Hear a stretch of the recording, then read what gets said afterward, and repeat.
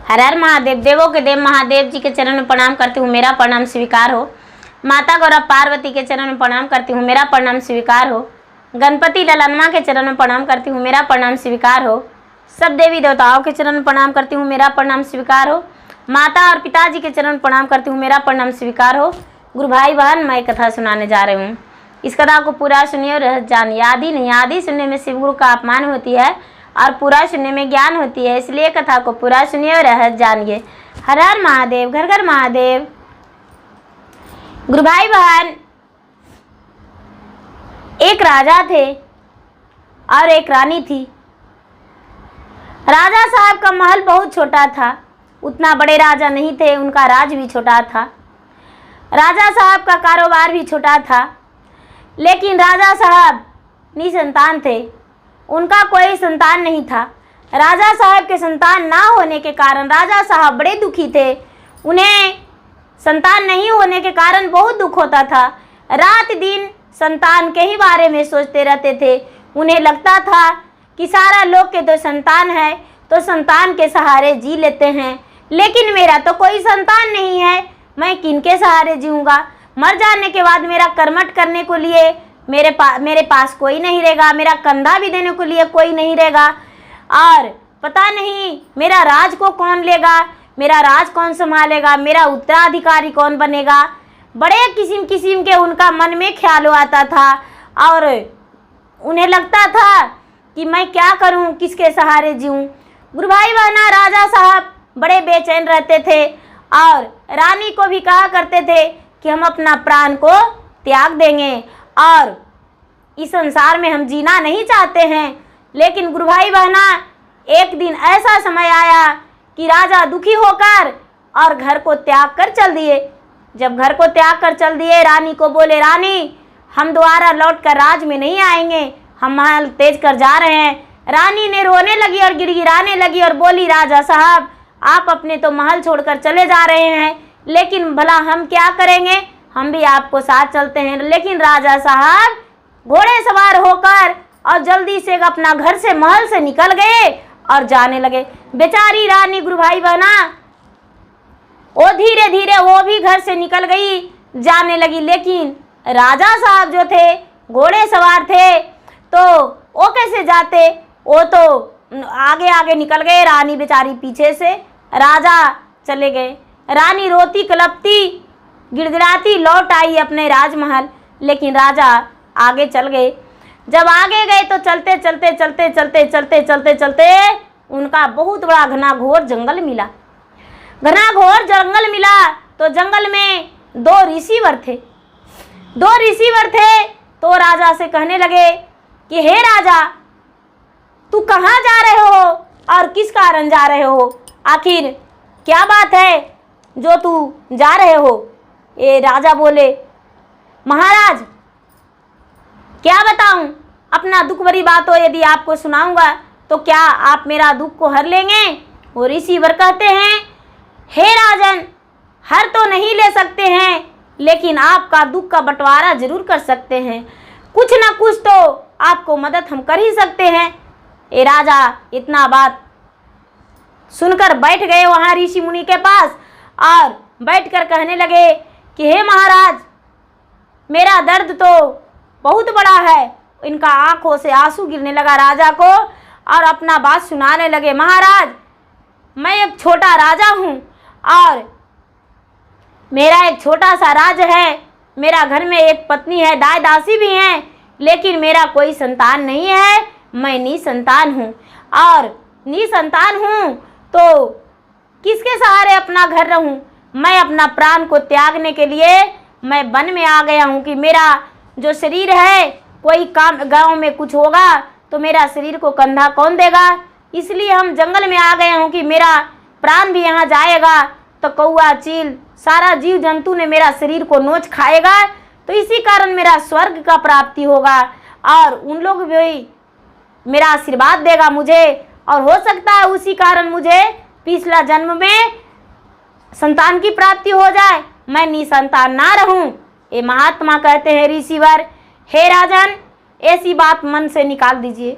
हे राजन, मैं अपने बात सुनाने जा रहा हूँ कि आपने अपने महल को लौट जाइए। लौटते लौटते यदि कोई जीव हो रास्ते में मिले तो सबसे पहले जो मिल जाता है उसे आप उठकर प्रणाम कर लीजिएगा और उसे भोजन देने का वचन दीजिएगा, आपका अवश्य पुत्र होगा। जब ऐसा बात सुने ये राजा, तो राजा बोले तो ठीक है महाराज ऋषिवर, आपकी बात सुनकर हम जा रहे हैं घर। वो क्या हो गए कि घोड़े सवार होकर और लौटने लगे, लेकिन इधर उधर देखते जा रहे थे राजा कि कौन ऐसा प्राणी मुझे मिलता है कि जो उसे हम उतर के प्रणाम कर लेंगे और उसे वचन देंगे कि हम तुम्हें भोजन कराएंगे। गुरु भाई वाना चलते चलते चलते जब लौटने लगे तो उसी जंगल में जब लास्ट होने वाला था तो एक बहुत बड़ा विषैला भयानक नाग था, जो कि अपना 5 मुख वाले नाग अपना पूरब की ओर करके छतरी छोड़कर और खड़ी था। ये राजा का तो सिहर गया पूरा शरीर का बाल, और इन्हें डर होने लगा कि यदि नाग के पास जाएंगे तो मुझे तो निगल ही जाएगा, मुझे तो खा ही जाएगा। अब मैं क्या करूं, इसे कैसे हम भोजन दे सकते हैं? पहला प्राणी तो ये मुझे नाग निगल मिला 5 मुख वाले। ये राजा फिर भी डरते डरते नीचे उतर गए। जब नीचे उतर गए तो नाग के सामने जाकर हाथ जोड़ दिए। नाग ने अपना शरीर बहुत छोटा कर लिए, एक पतला सा एकदम छोटा सा बनकर और आराम से गूढ़ी लगाकर बैठ गए। और नाग कहते हैं कि क्या राजन तू कहाँ जा रहे हो और बड़े गुस्से में लग रहे हो? ये राजा महाराज कहते हैं हे नाग देवता, मैं आपसे कुछ वचन देना चाहता हूँ, क्या आप स्वीकारेंगे?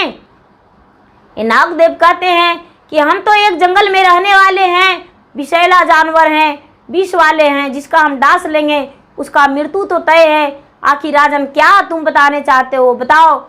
ये नाग राजा बोले हे महाराज, हे नाग देव, मैं चाहती हूँ कि आप मुझे आशीर्वाद दीजिए और आशीर्वाद देकर मुझे घर पहुँचा दे, लेकिन आपका भोजन प्रबंध करेंगे, जब तक मैं जीऊँगा जब तक आपका भोजन प्रतिदिन कराएंगे। ये नाग बड़े खुश हो गए और हंसने लगे, ठठाके कहते हैं कि आज तक कोई जो मनुष्य नहीं मिला मुझे जो भोजन कराने के लिए, मेरा पूरा जीवन पालन करने के लिए कहे, लेकिन तूने एक ऐसा मनुष्य जो तुझे डर नहीं लगता है मुझे देखकर, जो तू कह रहे हो कि हम तुझे भोजन कराएंगे। ये कहने लगे तो इससे मुझे क्या फर्क होता है, ऐसे भी मैं एक निसंतानी राजा हूँ और मुझे आप खा भी जाएंगे तो मुझे कोई फर्क पड़ने वाला नहीं है, इसीलिए आप खा भी सकते हैं तो क्या दिक्कत है, आप खा जाइए। जब ऐसा बात सुने तो नागदेव ने आशीर्वाद दिए, जाए और राजा तुम्हारा मन की मनोकामना पूर्ण होगा। राजा घर को लौट आए। रानी बेचारी रो ही रही थी, शाम हो चुका था। रानी रो ही रही थी कि राजा दरवाज़ा खटखटाए। दासी दरवाज़ा खोली तो देख रहे हैं कि राजा हैं। रानी अपने पति के चरण में लपट के कहने लगी, महाराज आप बहुत अच्छा किए कि लौट आए, हमने तो सोचे थे पता नहीं आप कहाँ जाएंगे। राजा लौटकर अपने रानी के आंखों से आंसू पोंछे और कहने लगे कि आज तो हमने किसी का वचन दिया हूँ, कल से हम लोग दूध और लवा लेकर नाग का भोजन लेकर जाएंगे। और राजा क्या किए कि सवेरा हुआ, रानी को भी घोड़े पर बिठा लिए और बैठाकर उसी वन में चले गए जहाँ नागदेव थे। नागदेव को प्रतिदिन दूध लवा गुड़ का भोजन कराने लगे। जब भोजन कराते कराते कराते कराते 1 वर्ष बीत गया, तब नाग ने आशीर्वाद दिए कि हे राजन, तेरे गुड़ और दूध और लवा खाकर हम बहुत खुश हैं, जाओ तुम्हारा एक जुड़वा पुत्र होगा। राजा ऐसा सुनकर बड़े खुश हो गए। आए उसके बाद उनकी पत्नी गर्भवती रह गई। गुरु भाई वाना, जब पत्नी गर्भवती रह गई तो धीरे धीरे धीरे धीरे धीरे धीरे समय आने पर 9वां महीना बीत गया। जब 9वां महीना बीत गया तो पत्नी का औत्र से एक सुंदर जुड़वा पुत्र पैदा लिया, जो कि बहुत छत्रबली था और बहुत अच्छा था और इतना भाग्यशाली था कि राजा देखते ही उसका चकित रह गए कि इतना सुंदर रानी का औत्र से पुत्र पैदा लिया है। लेकिन राजा साहब रानी साहब वो नाग का दूध और गुड़ और लवा खिलाना और पिलाना नहीं छोड़े। प्रतिदिन दूध और लवा गुड़ खिलाते ही रह गए। गुरु भाई बहना दोनों जो पुत्र था दोनों धीरे धीरे बड़ा हो गया और बड़ा होकर बड़ा बलशाली हुआ। धीरे धीरे जब दोनों पुत्र 12 वर्ष का हो गया तो राजा के राज पे कोई दूसरा राजा आक्रमण कर दिया, चढ़ाई कर दिया राजा से लड़ाई लड़ने के लिए कि राजा अकेला है, राजा से युद्ध करके और राजा के हरा देंगे और राजा के सारी धन संपत्ति छीनकर और राजा को मार गिरा के हम राज करेंगे। जब राजा के राज में पूरा सेना और राजा यहाँ जुट गए तो राजा देखते हैं अपने सिपाहियों से कहने लगे कि ये गर्दा किस चीज का उड़ रहा है और इतना क्या चीज का झनकार हो रहा है, आवाजें किस चीज का है। राजा के जो सेना थे कहते हैं राजा साहब आप नहीं जानते हैं, मेरा राज पे दूसरे राजा ने चढ़ाई कर लिया है और दूसरा राजा ने यहाँ लड़ाई लड़ने को लिया है। ये जो दोनों बालक था वो बोला पिताजी आप इस बात को चिंता ना करें, आप घर में ही बैठे रहे और आपने देखते ही रहिए। ये राजा के जो दोनों पुत्र था दोनों पुत्र बोला पिताजी बस जहाँ पे मुझसे मन्नत मांगे थे वहीं मुझे पहुँचा दीजिए और कोई बात नहीं। ये जो दोनों बालक था दोनों बालक को राजा साहब पहुँचा दिए जहाँ से मन्नत मिला था उसी नाग के पास। नाग ने दोनों को एक सुंदर सुंदर तिरछुल दिया। वो नाग ने तिरछुल देकर दोनों बालक को विदा कर दिया। दोनों बालक घोड़े सवार होकर अपना राज में आ गया और तिरछुल से पूरा अपना युद्ध को लड़ने लगा।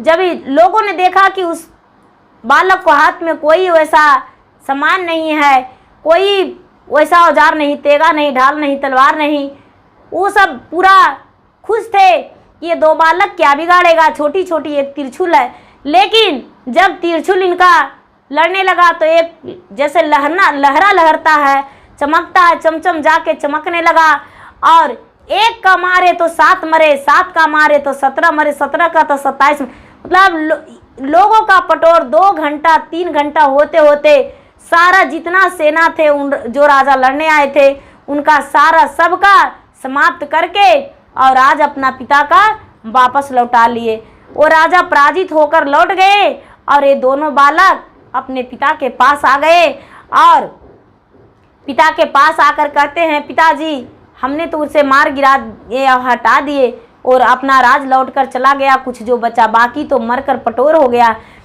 ये जो राजा थे राजा कहने लगे बेटा ये सब कैसे हुआ। कहते हैं पिताजी जो नाग आप देखे वो कोई नाग नहीं थे, वो महादेव हैं। महादेव ने आपको कृपा किए और आपकी पुत्र का प्राप्ति दिए हैं। वो तो महादेव के आप प्रतिदिन गुड़ खिलाते हैं, दूध पिलाते हैं, लवा देते हैं। महादेव का जो गले में नाग है वही लवा खाता है, वही दूध पीता है, महादेव गुड़ खाते हैं। आपने प्रतिदिन महादेव का भोग लगाते हैं।